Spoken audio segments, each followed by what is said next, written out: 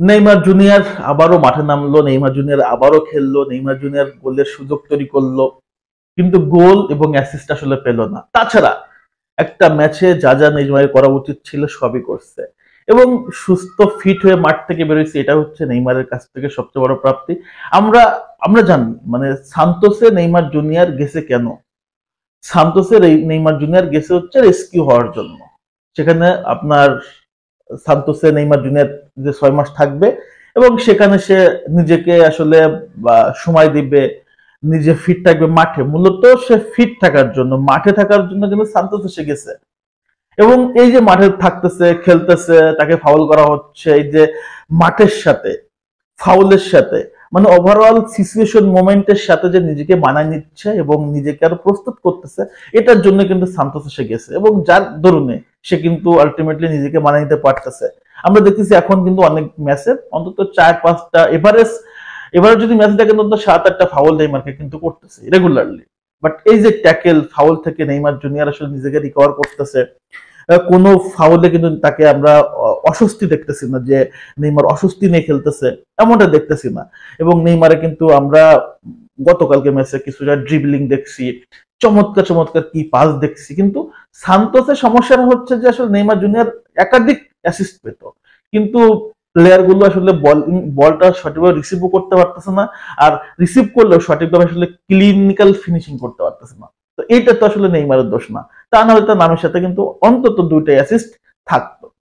এখন এটা তো আসলে নেইমারের দোষ না, কি করার, নেইমার তার সর্বোচ্চ চেষ্টা করতেছে। এখন গতকালকে কিন্তু সান্তোসের খেলা দেখছে আমাদের কোচ দরিভাল জুনিয়র, বিকজ সামনের ম্যাচটাতে দরিভাল জুনিয়র অবশ্যই নেইমারকে ব্রাজিল দলে ডাকবে, এখানে কোনো সন্দেহ নাই। এবং ব্রাজিল দলের এখন এই একমাত্র আস্থা এবং ভরসার জায়গায় কিন্তু নেইমার। অন্য কারোর উপরে অন্য কারোর উপরে আপনি ভরসা করতে পারবেন না। এই ব্রাজিল টিমটাকে যদি কেউ রেস্কিউ করতে পারে, সেটা হচ্ছে একমাত্র ওয়ানলি ওয়ান নেইমার জুনিয়র। তো তার উপরে তো কোচের, টোটাল টিম ম্যানেজমেন্ট এবং পুরো গোটার জাতিরই আসলে চোখ। সো এই নেইমার জুনিয়রকে সুস্থ থাকতেই হবে, এবং এই নেইমার জুনিয়রকে পারফেক্টলি খেলতে হবে।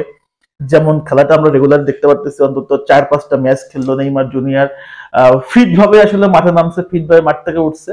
এর চেয়ে শান্তি আমি মনে করি আর নাই, কারণ এই মুহূর্তে আমরা নেইমার জুনিয়রের কাছ থেকে অনেক গোল, অনেক অ্যাসিস্ট আমরা চাচ্ছি না। আমরা শুধু চাচ্ছি ফিটনেসটা যেভাবে আসলে আসছে নেইমারের, আমি মনে করি তার সুপার ফিটনেস আছে। আপনি তার বডি দেখেন, তার কোন রকম কোনো মেয়েদের সুযোগ নাই, ফিটনেস, দৌড়, রান সবকিছুই এক কথায় আসলে পারফেক্ট আছে, এবং সে নিজেকে প্রস্তুত করছে খুব কঠিন ভাবে। আমি যেটা মনে করি যে প্রচুর পরিমাণ আসলে পরিশ্রম করছে, তা না হলে এমন চমৎকার আসলে ফিটনেস ফিরে পাওয়া সম্ভব ছিল না। কারণ নেইমার আমরা দেখছি এর আগে অনেকবার মানে মেদ বেড়ে গেছিল, বাট সেই জায়গা থেকে এত চমৎকার ফিটনেস, মানে এই ফিটনেসটা একদম আইডিয়াল, একদম আইডিয়াল ফিটনেস নেইমার জুনিয়রের বর্তমান যে ফিটনেসটা। এবং এই ফিটনেসটা যদি ধরে রাখতে পারে, আমি জানি ধরে রাখবে, এবং ইনজুরিতে যদি না পড়ে, তাহলে 6 মান্থ পর অবশ্যই আমরা ইউরোপে ব্যাক করতে দেখব।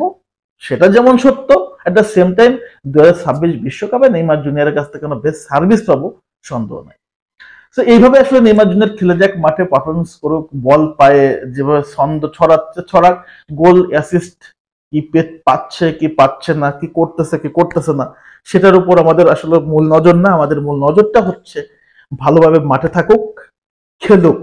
সে আসলে মাঠে থেকে খেলুক, তাকে খেলতে দিন, তাকে আসলে সময় দিন। যখন তার আসলে করণীয় হবে, তখন সে আসলে নিজে করে ফেলবে। যখন প্রয়োজন হবে, তখন সে প্রয়োজন মিটাই দিবে, এটা কোনো সন্দেহ নাই। তো গতকালকে আপনারা নেইমার জুনিয়রকে কেমন দেখলেন, তার ফিটনেসটা কেমন দেখলেন, গোল অ্যাসিস্ট বাদ দেন, সেটা কিন্তু কমেন্টস করে জানাই দেবেন। সবাইকে ধন্যবাদ। আল্লাহ হাফিজ।